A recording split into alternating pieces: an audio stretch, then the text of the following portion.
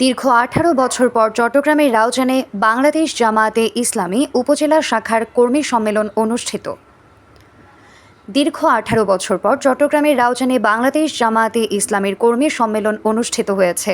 6 September শুক্রবার সকালে উপজেলার নোয়াপাড়া পথের হাটস্থ কর্ণফুলী কমিউনিটি সেন্টারে জামায়াতে ইসলামী রাউজান উপজেলা শাখার আমির শাহজাহান মঞ্জুর সভাপতিত্বে ও উপজেলা সেক্রেটারি রিদওয়ান শাহ এর সঞ্চালনায় প্রধান অতিথি ছিলেন বাংলাদেশ জামায়াতে ইসলামী চট্টগ্রাম উত্তর জেলার শুরা সদস্য ও আন্তর্জাতিক ইসলামী বিশ্ববিদ্যালয়ের সাবেক treasurer professor doctor Abdul Hamid Chowdhury.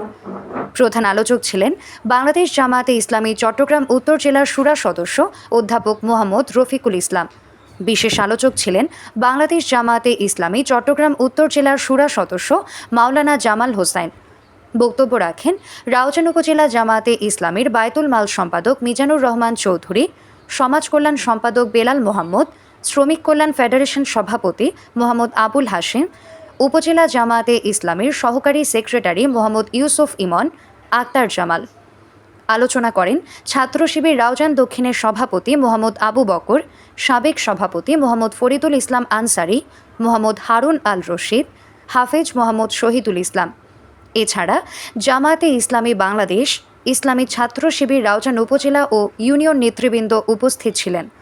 সম্মেলন শেষে এক বিশাল মিছিল দক্ষিণ রাউজানের নোয়াপাড়া পথের হাট প্রদক্ষিণ করে।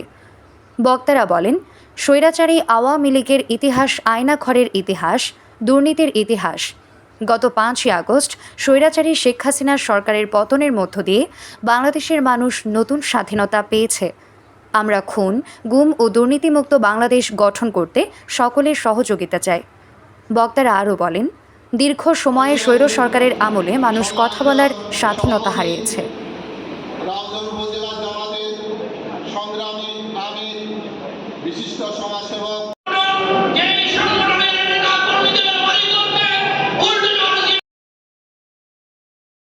নিউজ ডেস্ক, রাউজান দর্পণ।